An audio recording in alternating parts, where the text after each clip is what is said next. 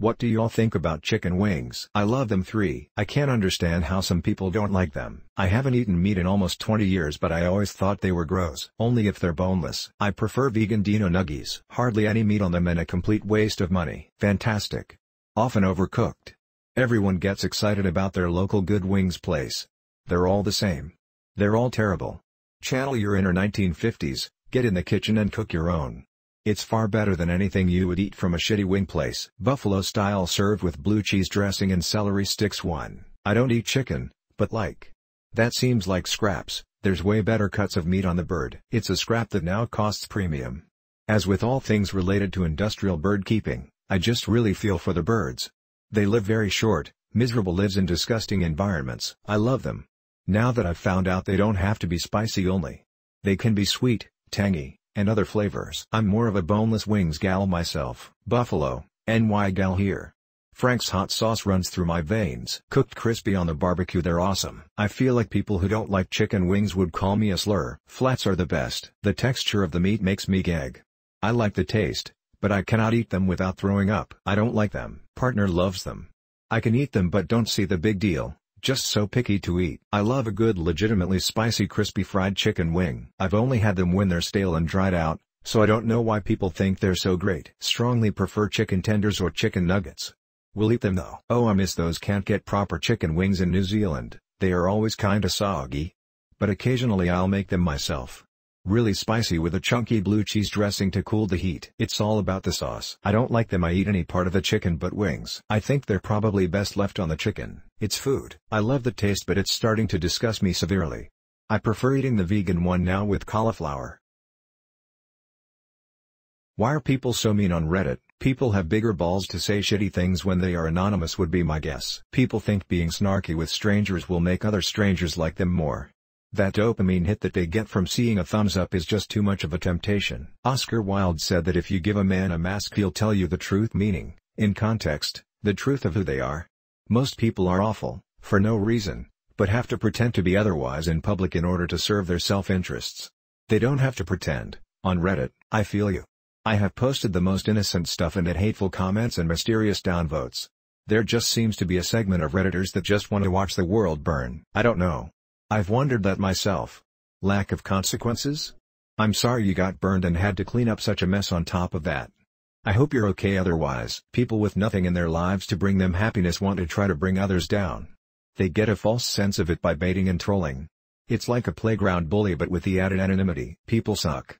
Other platforms like IG and Twitter can be traced back to the user, so you have to be nicer. Reddit is more anonymous, so people will be people in full force. Frankly, don't let it get to you. The asses and dumbasses will be there, but so will the non-asses. Lots of kids left alone online with their feelings. Lots of chronically online adults. But truthfully, I hear people say out-of-pocket shitterl all the time. The difference is that anyone who didn't hear it initially has no idea it happened. There's a couple of subreddits I'm on that I've learned to just browse.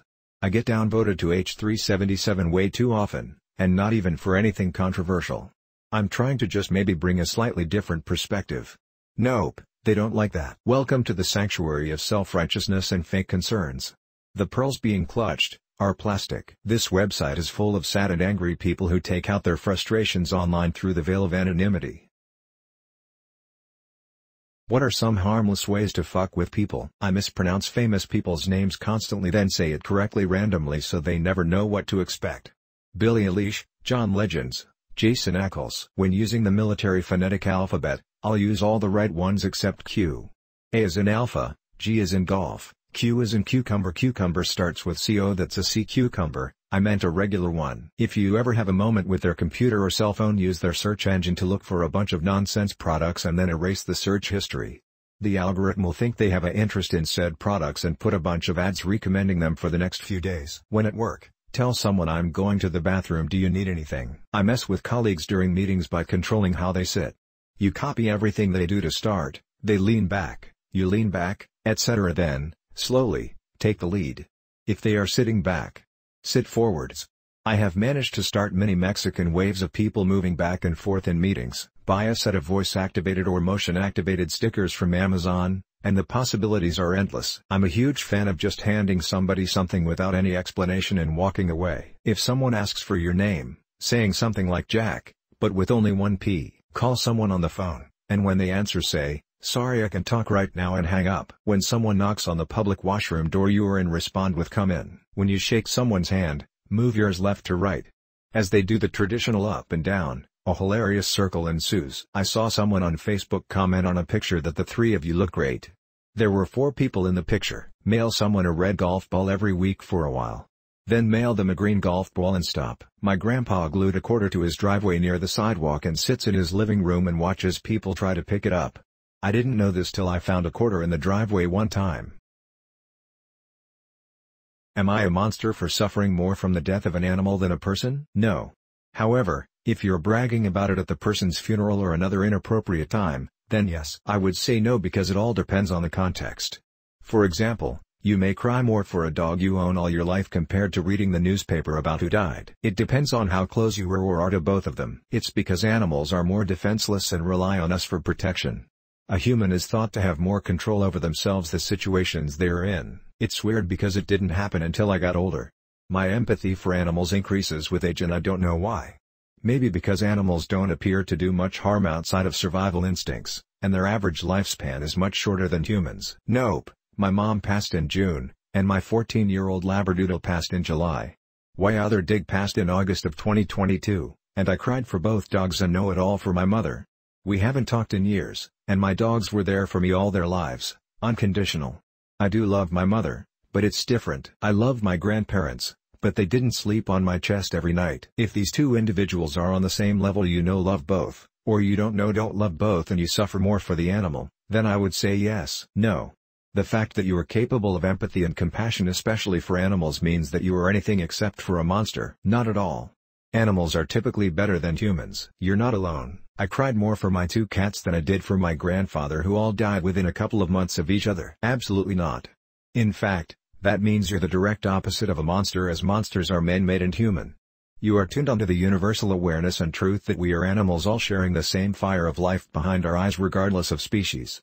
The deepest friendships and bonds I've experienced have been with beings covered in fur. No. I would be heartbroken when I have to say goodbye to my dog when his time comes. Nah, I'd take my dog over the vast majority of people on this space rock. Possibly. I'm going to say a reserved no. It honestly depends on your relationship to both and the nature of the date. Why is it almost impossible to discuss pedophilia and how to treat them from a humane perspective? I think the reason is pretty simple and quite sad, because it is very hard to have this discussion without sounding like a pedophile. In a world where your words can be clipped and taken out of context, it is just not worth the risk. I don't really have an answer, but I always wonder the same.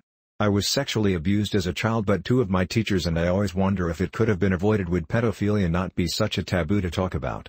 At the end of the day, they are just people with an illness, and driving them into isolation and feelings of guilt isn't going to cure anything. Certain topics cannot be had on Reddit without it devolving into the same old personal attacks or meme comebacks. Despite it being full of individuals, there is certainly a general vibe opinion on this website. Any genuine discussion is seen as defense of said topic if you don't immediately join the bandwagon. If you don't join them, you must only be against them. Compassion isn't as immediately fulfilling as vengeance, because it creates a very visceral reaction. Because we live in a culture of revenge and punishment, not rehabilitation. We claim to care about equality, but we just want to be better. I always think that when it's understood more, it could perhaps be stopped ahead of time or suppressed, cured, which would save a lot of kids, because childhood sexual assault ruins the victim's life. You should listen to the podcast Hunting Warhead. It deals with this exact conundrum. In my view, if a pedophile crosses the line, it's jail time.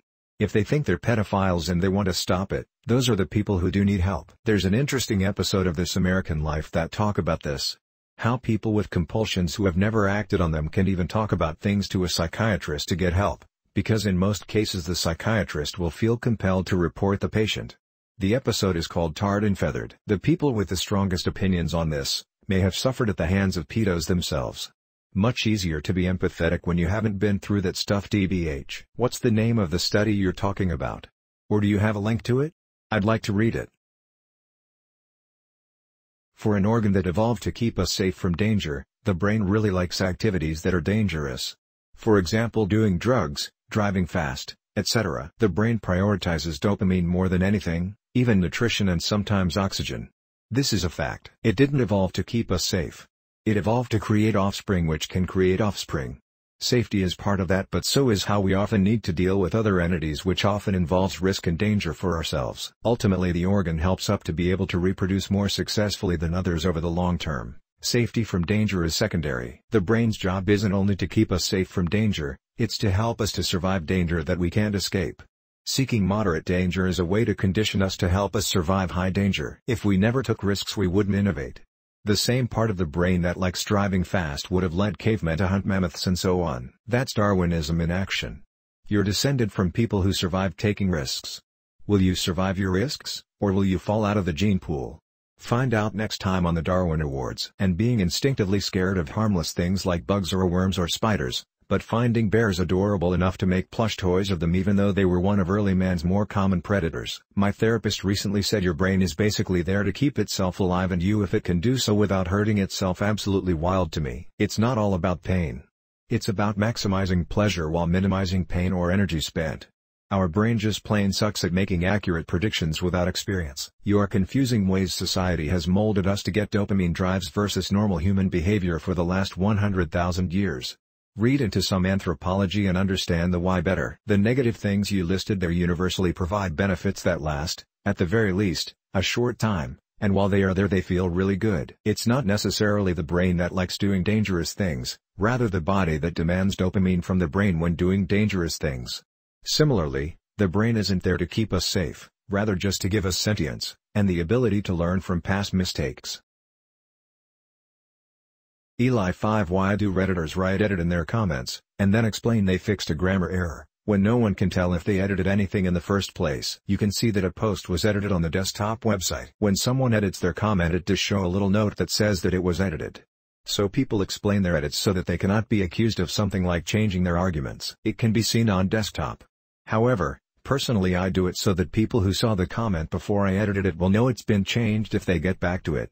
I don't do it for spelling mistakes. Politeness. Often when someone is having a heated discussion, if they edit something, then one might argue they are changing their story afterward to discredit them. By mentioning what they edited, it can often sidestep those that about it, because on some platforms people can see that you edited something, because sometimes the comment thread after it is centered around what you edited out. So you add the edit so it makes sense. At least that's why I would do it. Just a way of showing good faith and transparency, especially if you change it after someone has liked or commented on it. Normally if no one else has even noticed my comment yet, I won't worry about it, but after a couple likes and or comments below, I feel like I should provide some explanation for any changes I make. The only time I do this is if someone has pointed something out in the responses below and I have to go up and edit for clarity, or as you said, spelling. If one person mentions a bad spelling or grammar error, you can rest assured others will too. Editing prevents the needless repeat unnecessary comments. To keep that person's response from looking misplaced, I put edit in my note. It's just polite. People can see that you edited, and so showing what was edited satiates the curiosity of those people. Obviously it doesn't prove anything, but it's considered polite. It also makes it so that people don't get confused in a thread, because people go fucking haywire if you edit your post without saying so, even if it doesn't change the argument in any way, shape or form, mostly if they've already responded, but that can happen while you're editing. Why would Satan burn you in hell for disobeying the same God he disobeyed? A thing to keep in mind regarding any question about Satan and hell is that the Bible doesn't say nearly any of what people popularly attribute to them. In Catholic faith, Lucifer is never actually in hell. I think Satan just gives you a tour and shows you around like in MTV Cribs. If you want an actual answer, Satan isn't punishing you for disobeying God. The Bible teaches that everything good comes from God, and hell is simply a place of complete separation from Him. So it's pure torture. It makes more sense if you redefine hell and heaven with Eastern spirituality. Heaven is freedom from desires and ego, and hell is slave to them. It's not a punishment, it's a choice which we reap the rewards of, for better or worse. The thing is, it's not Satan that makes you burn in hell. Your soul will go directly there and burn with the devil. He tempts you in order to bring you down like it happened to him. When I was a child, I asked my mom if we should pray for Satan. She said no. Lol. Most religions are the same when it comes to the answer. Satan doomed himself from the start when he disobeyed God. He's not torturing anyone but will be in fact the worst to be tortured in hell. He wants to stray as many people with him as possible to show God that his followers can fall from grace just like he did. That's a bullshit myth to control people. Satan is not the king of hell. That's Hollywood bullshit. Hell was made to punish Satan and his angels, who are now demons. Satan runs free in the world right now, but he is going to be cast in hell to suffer forever, and he wants to deceive as many people possible cause he knows he is doomed and wants to bring as many people he can with him. Infinite punishment for a finite life. Seems legit. And if he's in charge of punishing sinners, doesn't that make him the good guy? Because everything's made up and the points don't matter. Hell is the absence of God's love. The separation from God. The answer to every religious question is to give more money to your church. He's not evil, he punishes evil.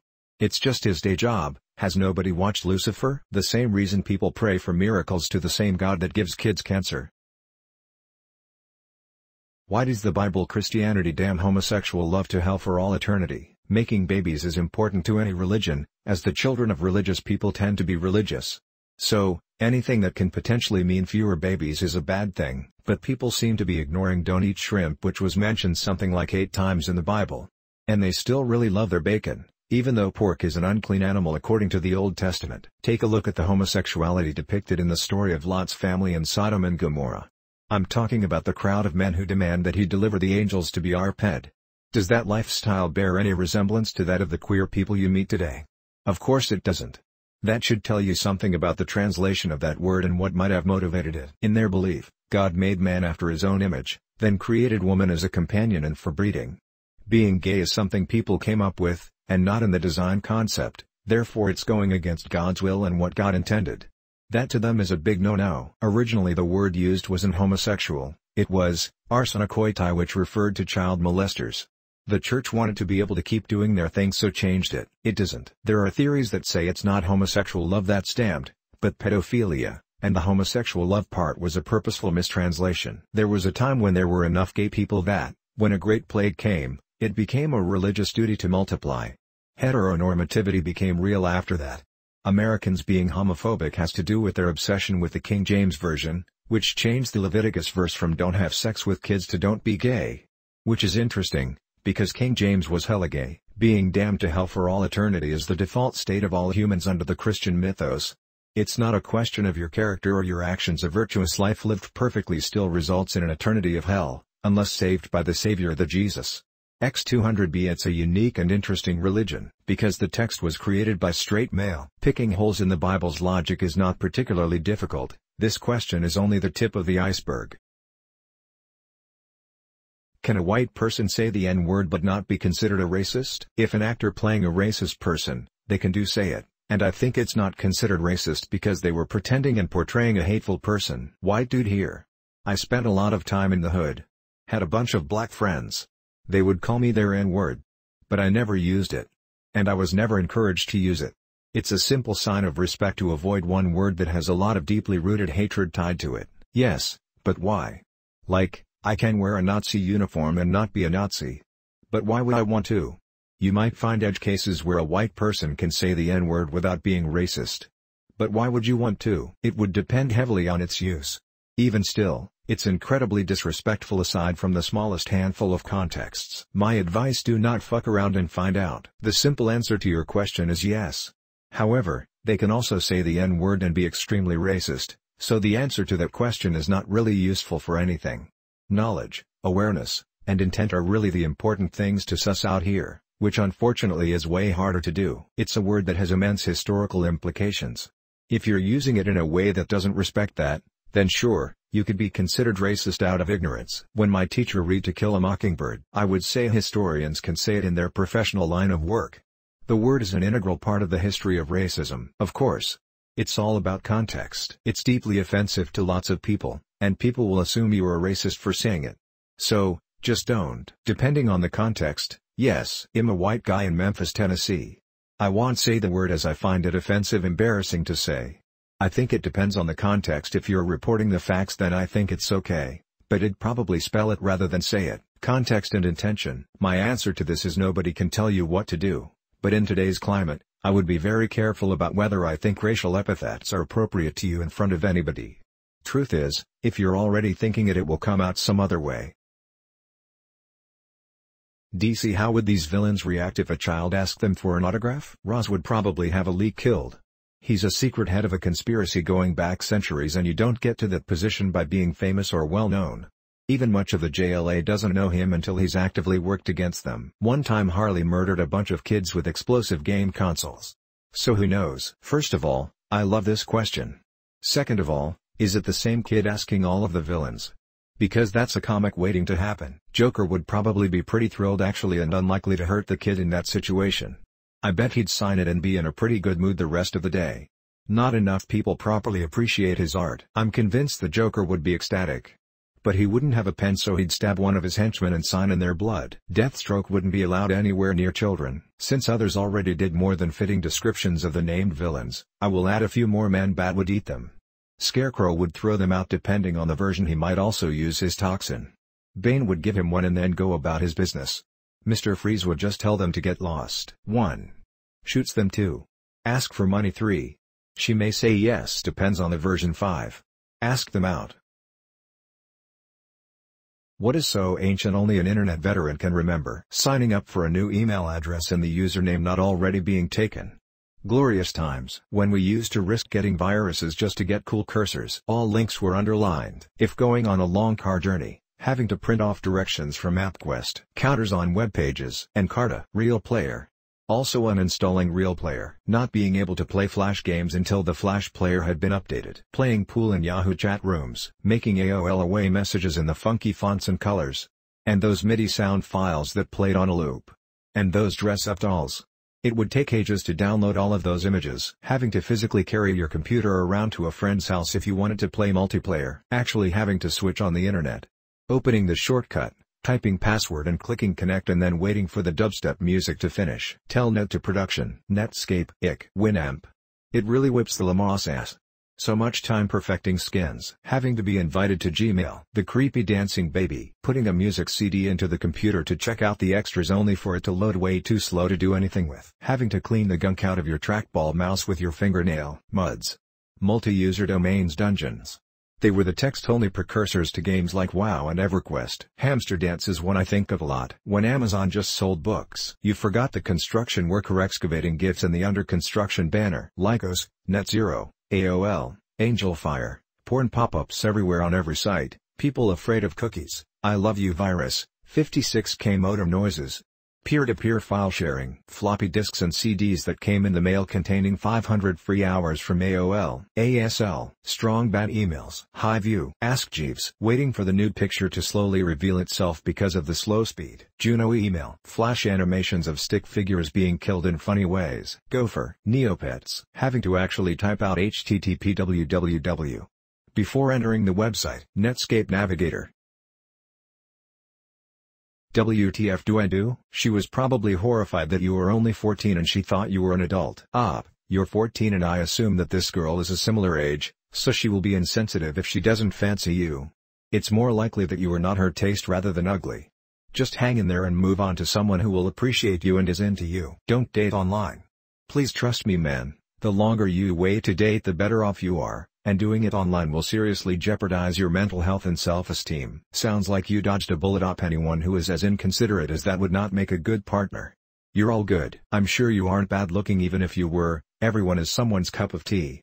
It's hard to know what people's motives are or even who they are over the internet.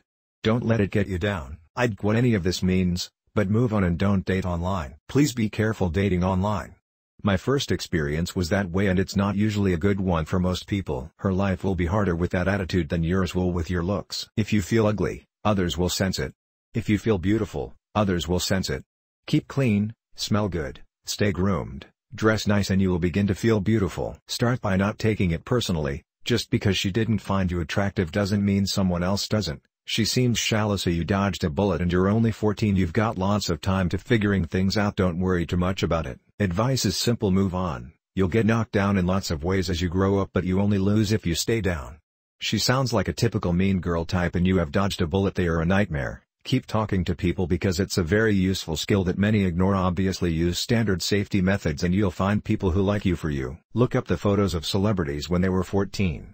They look like awkward 14-year-olds. Just like everyone else. You dated each other without knowing what each other looked like? Thanks for watching. Don't forget to like and subscribe to our YouTube channel.